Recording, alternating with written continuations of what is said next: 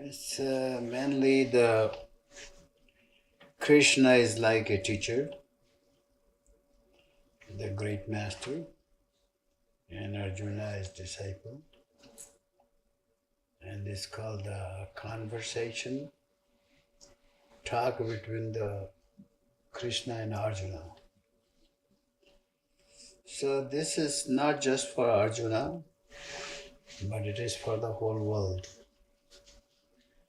A person want to follow the right path, accomplish the right goal of life, they have to follow, listen, follow and practice. So it's very, very wonderful. Yeah.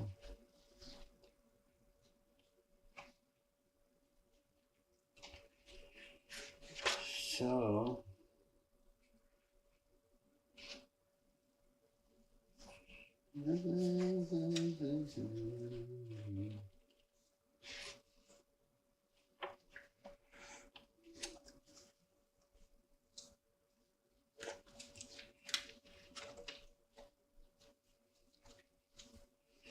the physical body is the combination of the five elements. It is perceived by the physical eye only after the five elements have entered into such combination.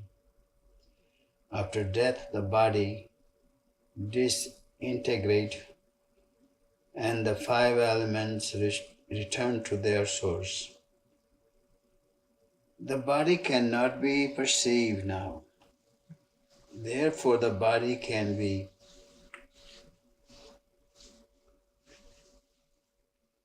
only perceived in the middle state. A relation of the son, the friend, the teacher, the father, the mother, the wife, brother, sister is formed through the body because of the delusion and attachment. Just as long of the timber unite and separate while flowing down a river, just as the pilgrim unite and separate as a public inn, so also father, mother, sons and brother unite and separates in this world, and this world is like a large public inn where people unite and separate. There is no part in the beginning and in the end.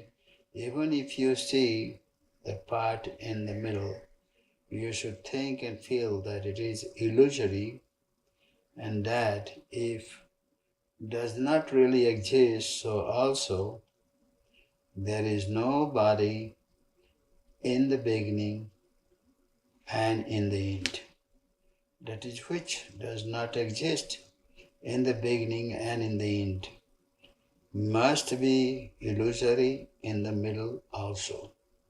You should think and feel that the body is illusionary and that it does not really exist in the middle as well.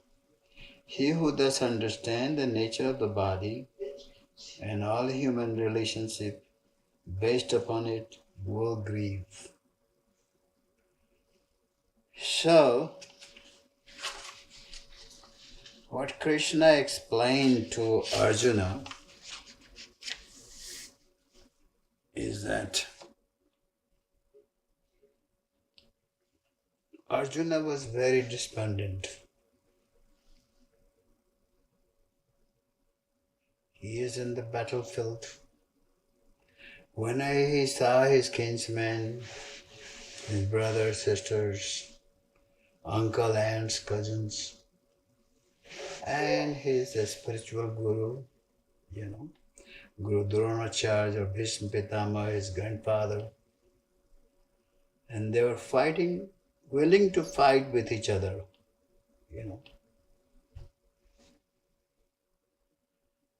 So where the despondency came from? not knowing the nature of the life. Is that making sense? This physical body that we all have, it is a perishable. It was given to us.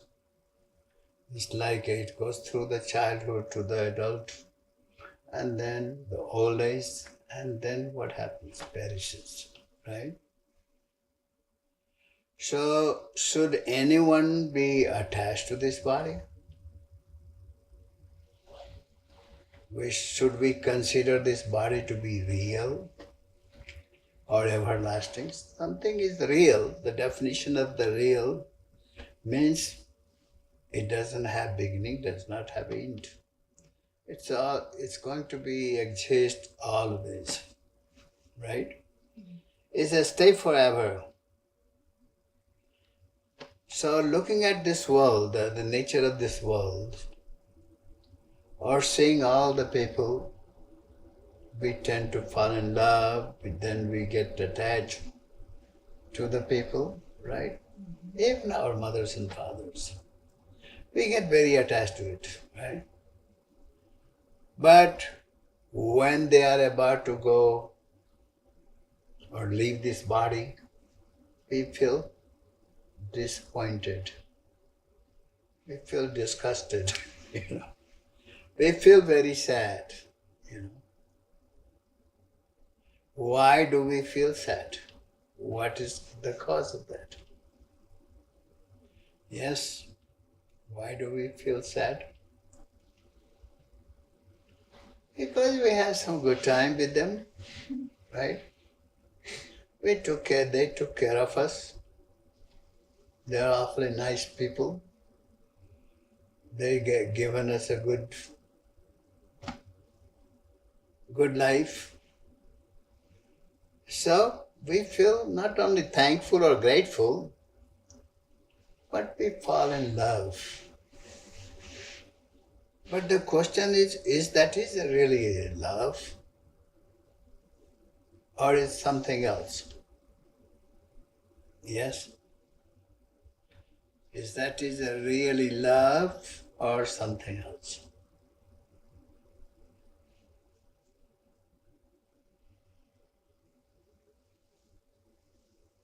Something else. Huh? Something else. It is something else, Because we get little bit selfish.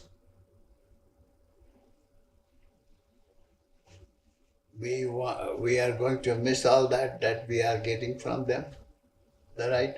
Mm-hmm. Whenever we come to see them, there are smiles. They are taking good care of us, feeding us, and sharing some good wisdoms, good thoughts.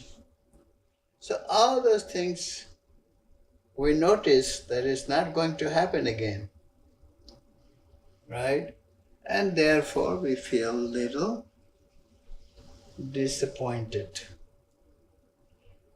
So this is exactly what is happening to Arjuna. Arjuna got despondent.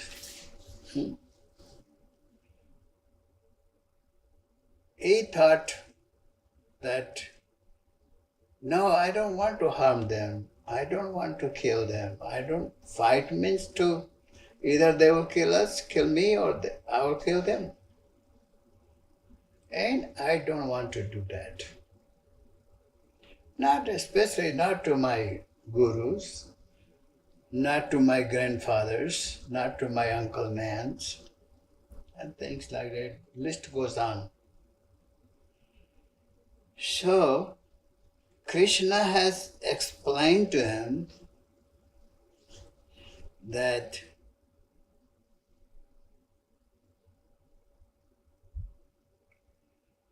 he says, this is the nature of this body. Nobody's here forever. They have to go someday. Only one thing is eternal, and that is your real self. Your soul is eternal, Even though the body changes from time to time, like you leave this body, then you will have to go into some another birth, you know. And who goes into the another birth? Your soul.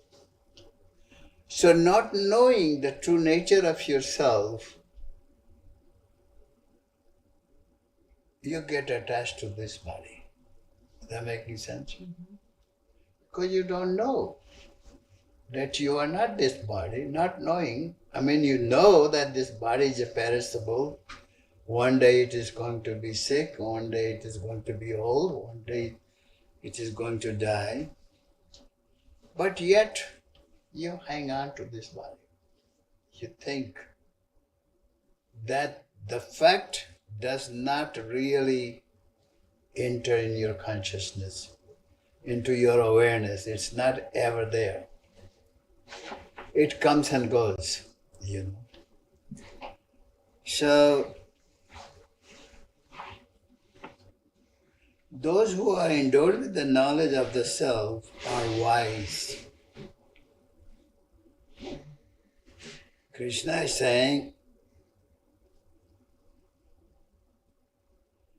the philosophy of the Gita begins with the verse, Bhishma and Drona deserve no grief because they are eternal in their real nature and were virtuous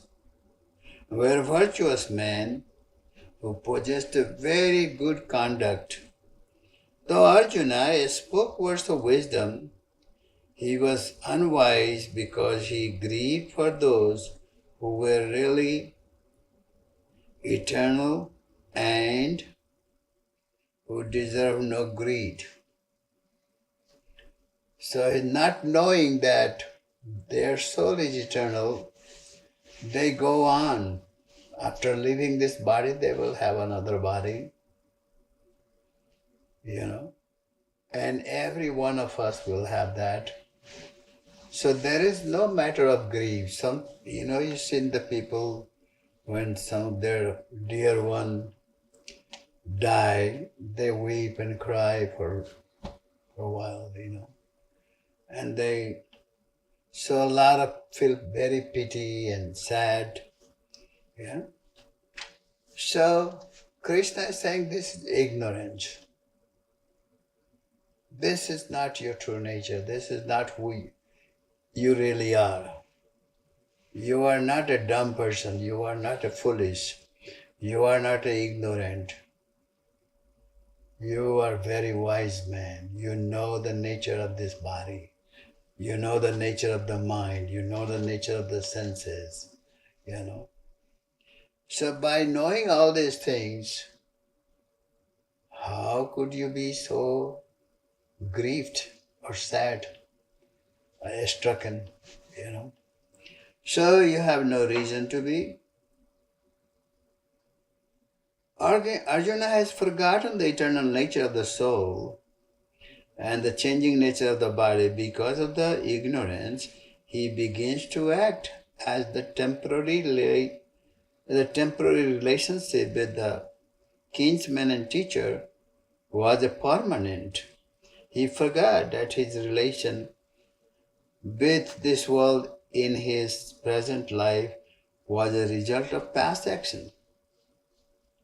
Those when exhausted in the all relation and the new one crop up when one takes on another body.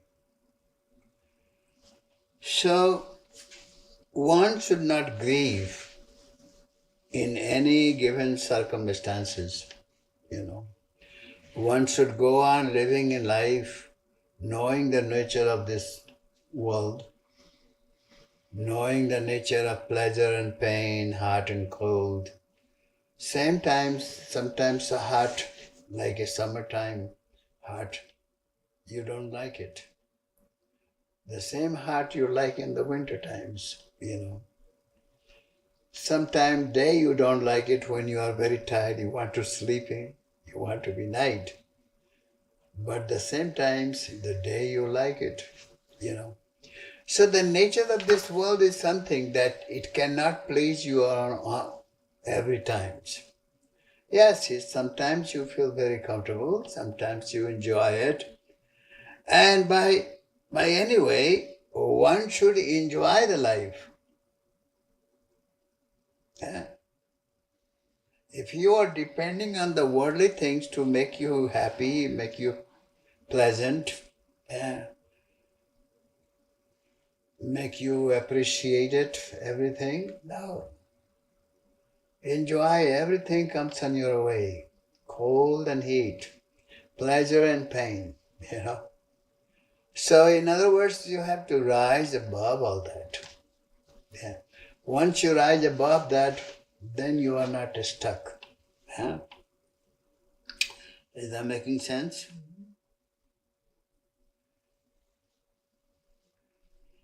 So cold is pleasant at one time and unpleasant at another time. Heat is pleasant in winter, but not in summer. The same object that gives pleasure at one time gives pain in another time.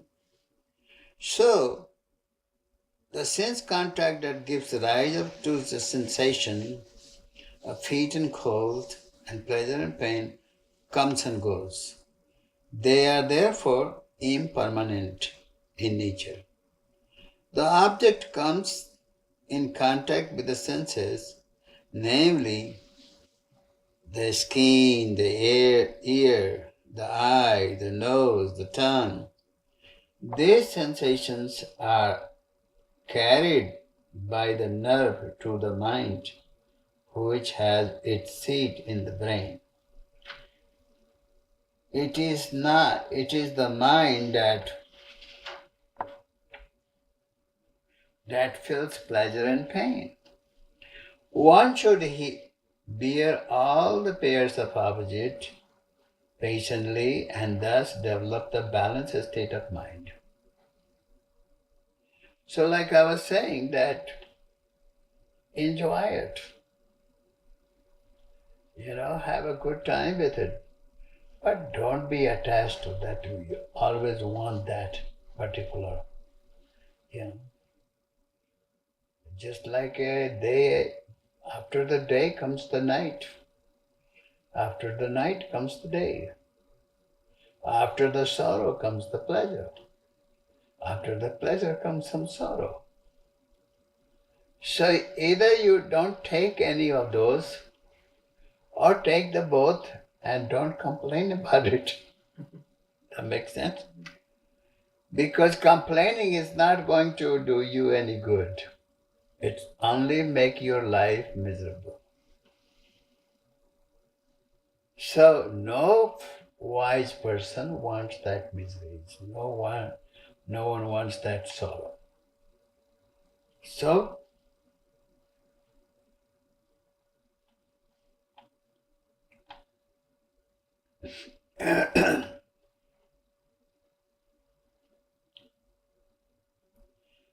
identification of the soul with the body is the cause of pleasure and pain. The more one is able to identify oneself with the immortal, all-pervading self, the less will one be affected by the pairs of opposite. Tutishta, or the power of endurance, develops the will, calm endurance in pleasure and pain, heat and cold, is one of the qualifications to be possessed by an aspirant on the path of Jnana Yoga. Huh? The Jnana Yoga is the science of knowledge. It is one of the sixfold value. It is the condition for reception of right knowledge. The self cannot grant the seeker liberation. Nevertheless, when it is compelled with discrimination and dispassion, it becomes a means to the attainment of immortalities. So liberation is something is does not happen or comes to you just like that. You have to work for it. And with all given circumstances in life, it's giving a life examples how one goes through, like Arjuna has gone through. Finally he has overcome with the wisdom of Krishna, or with the help of Krishna, he has overcome, he became strong. Right? The war is going on within us. It's called the Mahabharata. Whenever you are born, do you know that from the day you are born, the death follows us? Death of this body, right? So, and most people are afraid of what? They are afraid of dying. Do you think that is a realistic fear? No, it's not a realistic fear. You should not be afraid of anything. Once you know the nature of everything, once you know your true self, that you are not this body, you are not the mind, you are not the senses. I have the house, but I'm not the house. I have this body, but I am not this body. I am an owner of this body, just like I am owner of the house, right? So we all are the owner of something, owner of your life, owner of your real estate properties, owner of car. So when the person become attached to any own properties, whether it is your body or your car or your house, or you are attached to your person, your lover, then you're bound to experience the friction. That is sadness. Bound to experience the sorrow. So when you knowing the nature of everything, is there any room for sorrow or sadness? That's the nature, It's not in your power that you can control that, Say, no, I don't want my body to die. I want to live for hundreds of years. But that's not possible, I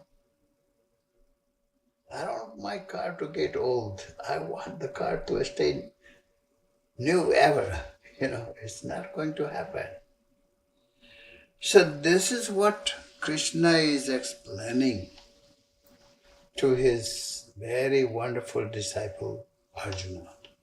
But this time Arjuna has those beginning stage, like a normal any human beings, And he is saying, you need to wake up. When somebody asked Buddha, are you a god? He said, no. He said, are you a holy man? No. I'm not. So who are you? Are you yogi? Or sannyasi? He said, no, none of that. He said, who are you? What are you? He said, I am awake. Do you know what that means? What I mean awake? Yes? Under no illusion. Yes. A lot of people, they wake up in the morning, but they are not really awake. You've seen those, right? So what do you mean being really awake? Awake means you understand the nature of this world. You are not disillusioned by anything. When a person is still asleep, he cannot be careful. Somebody can rob him and he take away everything he has, and he will still be sleeping. Even though he's alive, but he is not awake. So being alive is one thing, and being awake is another thing. When you are awake, you are not miserable. Do you understand? You are not miserable. You are not suffering. You are very conscious of your surrounding. Conscious of everything goes on into your life. So therefore, you are not affected. You are not deluded. That making sense? Yeah. You are driving a car. All of a sudden you find yourself in an accident. And people freak out. He says, watch out, what happened? Maybe you are not focusing on the road, not focusing on what you are doing, you are not driving right. Anything could happen. Or some other driver made a mistake, So are you going to punish yourself for that? Are you going to punish yourself being miserable? Thinking, oh my God, this is the only car I have, and it's so nice, and how I'm going to go to work.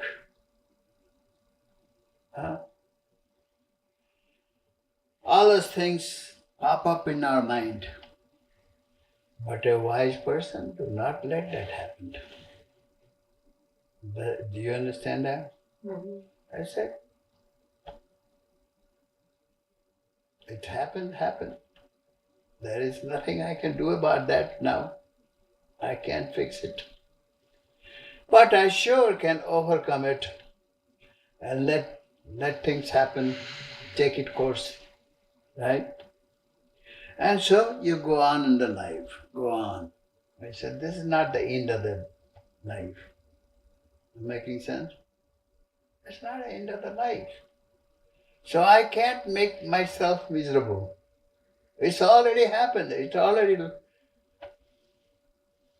There is nothing I can do. All I can do is to get the car fixed and go on. Right? So a wise person takes the wise stuff. They overcome those things, those weaknesses or shortcomings. We call it shortcomings. Very wisely, right? Self pervades all objects, like ether. Even if the part is broken, the ether that is within and without, the part cannot be destroyed. Similarly, if the body and all other objects perishes, the self that pervades them cannot be destroyed. It is the living truth. The eternal self has no parts. There can be neither increase nor diminution in it. People are ruined by loss of wealth, but the self does not suffer any loss in this way. It is inexhaustible. Therefore, none can bring about the disappearance or destruction of the self. It is always exist, it always all full and self-content. It is the existence absolute and immutable.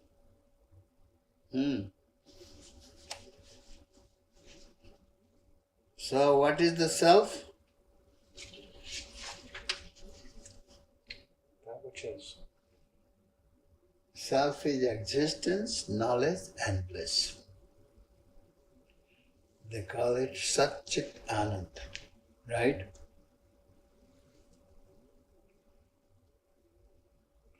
These bodies of the embodied self, which is indestructible, eternal and imperishable, are said to have an end. Therefore, fight, O Arjuna. So, what do you mean fight? Lord Krishna explained to Arjuna the nature of all pervading immortal self is vanity of ways and thus include him to fight, induce him to fight, removing his delusion, grief and despondency, which are born of ignorance. So why Arjuna felt so sad, so down, so depressed that he gave up his senses? Gave up all the wisdom. He was such a wise person, one of the best disciple of Krishna. Why? What wrong went? He didn't fully understand his real self and the real nature of life. Yes. That's right. So he did not. And how that understanding comes? Simply by thinking wisely, or how that happens? Dwell in it. Come. What's the answer?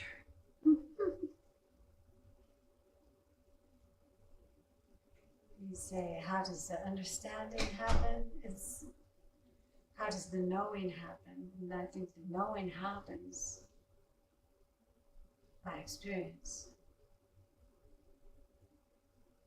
I would say meditation.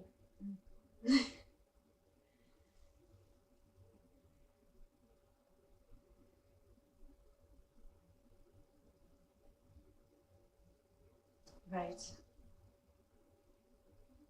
Meditation, devotion. Alex?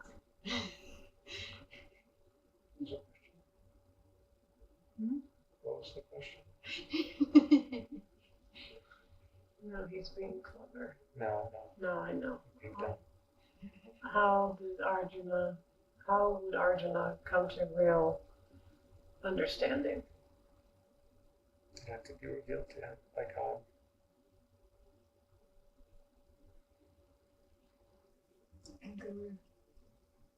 It was veiled and then it was unveiled by the same being.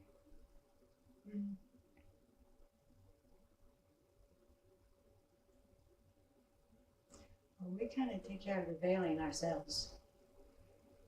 That's what we think. That's part of the problem. Really? That's the ego delusion.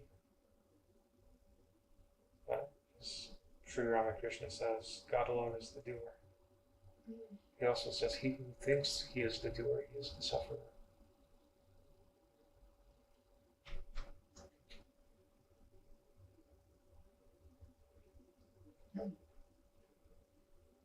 So it's not my fault. Right.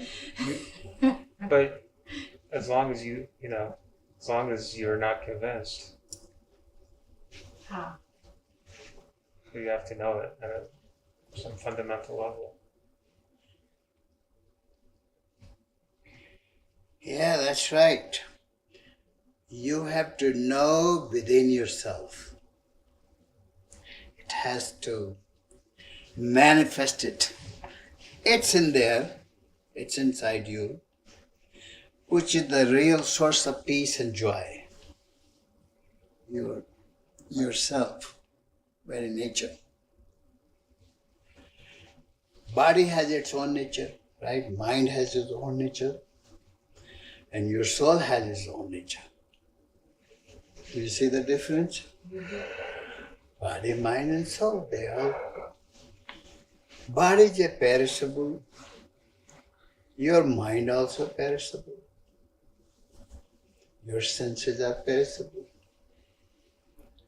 But your soul is imperishable. It's ever exist, ever go on. That's the real essence, the gold mine, you can call it, and that's your soul is. It has everything that you need. But merely by believing in it or hearing about it is not going to do it. You have to actually experience it. Does that make sense? And once you experience, then whatever all you have heard, it combines together. And then it makes a real sense. It says, yes, that is true. I know it. I experience it. Just like you hear about certain dessert, but until you really taste it, you would know the real nature of that dessert. Whether it is really good or exciting or very excellent, you won't know. By listening about it or believing in it is not going to. So that was the problem with Arjuna. You know? And because of that, he suffered the consequences of pain, fear, agony, delusion, all that went on. So,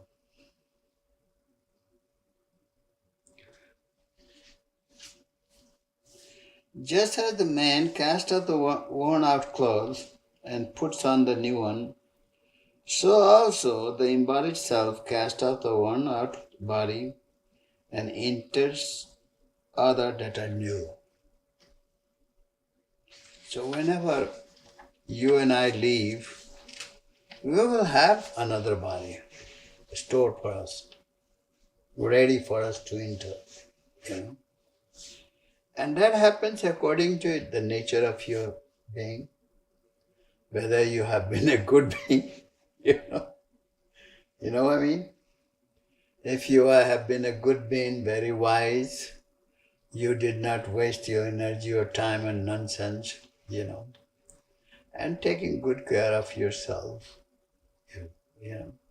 and also being very pious, very kind, very loving, very caring,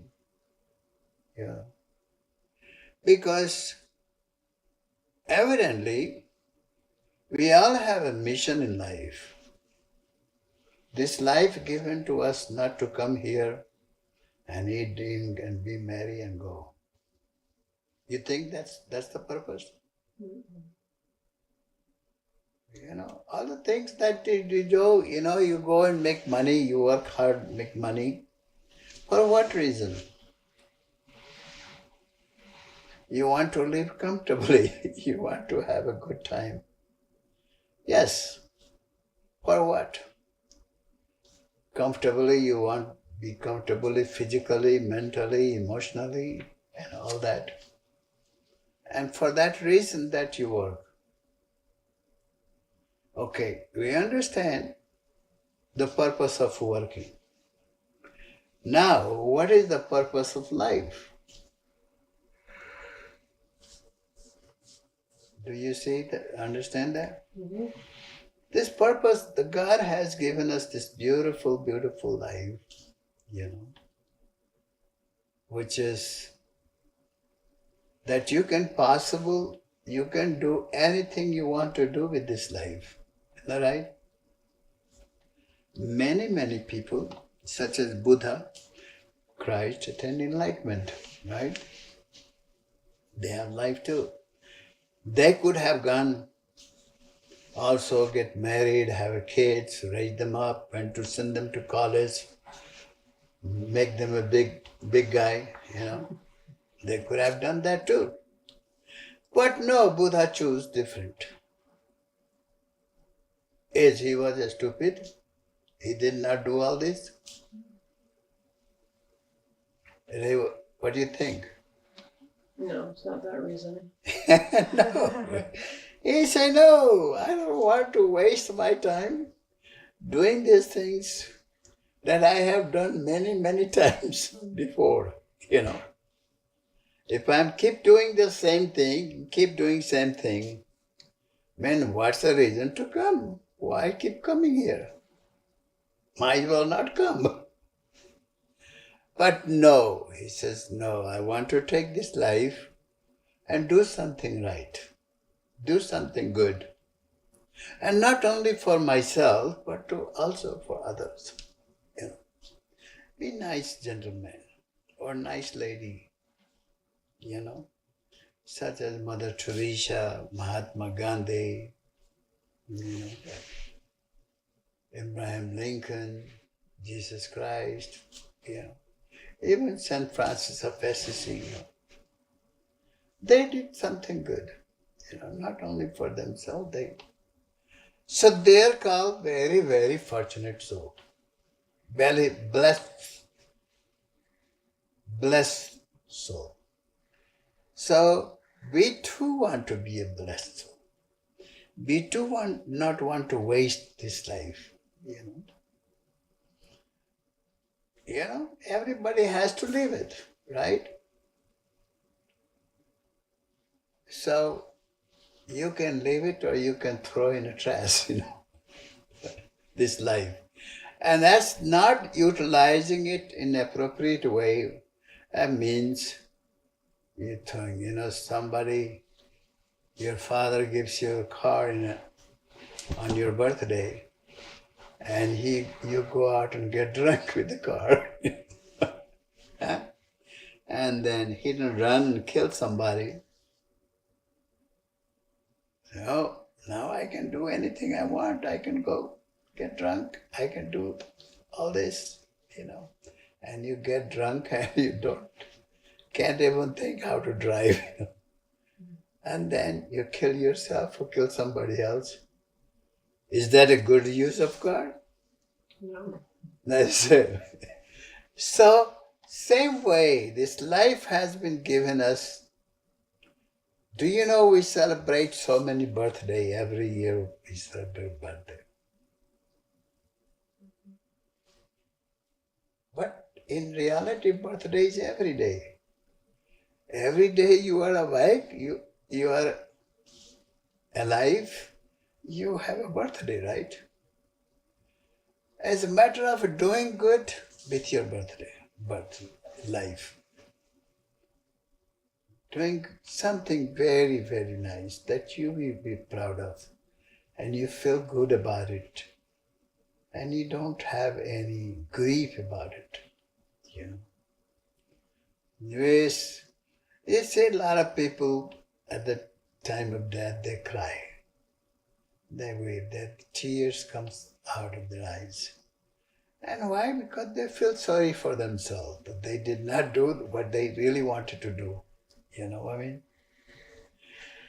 But in the vice versa, some people just go in peace. They don't have any regret. And they feel very grateful that they were very wise how they use their time. It is not very wise how you use your money, You may be very smart how to use your money, but if you are not using your time very wisely, is that good? No. Then who is going to pay the price for that? It's you, of course. So this is why it is so important to be awake, be conscious. Not you have subconscious, conscious, unconscious, and superconscious. Buddha was superconscious. He was a superconscious. He's aware. He did not want to waste his 1 minute of his time. And he invested that time for the good for himself and also good for his followers, his disciples. So he really blessed his life. Otherwise, everybody wants to be a king. He was already a king, right? Everybody wants some nice wife, wonderful children. He had a nice wife, he had wonderful children, he had everything that anyone can ask for. But yet, he did not feel interest in those things. He did not spend the time or energy for that. He said, no, I want to do something greater, something wiser, something better, So I will be very proud of myself. So, this is why he said, life is full of sorrow. Nobody is really happy here. Have you heard of that? Huh? He said, life is full of sorrow. Nobody is really happy here. And only person truly is happy who is awake, who is conscious, who knows his true self, and who loves his self. Loving the lower self means loving your body, loving your mind, loving your senses, or sense gratification. You know what I mean? That is. But when you're loving your true self, your soul, or your Atman, which is the embodiment of Paramatman, then you're really saving yourself, not going to the hell. That making sense? Mm-hmm. So this is a wonderful teaching of Gita. And Gita is saying, arise, awake, and stop not until you gain your full control. Accomplish your goal. Keep doing it. Keep going for it. You will get it. Krishna reminds us that yes, you are all capable to get it. But you have to keep being awake and keep doing it. So thank you very much. And God bless you. Let's have a prayer.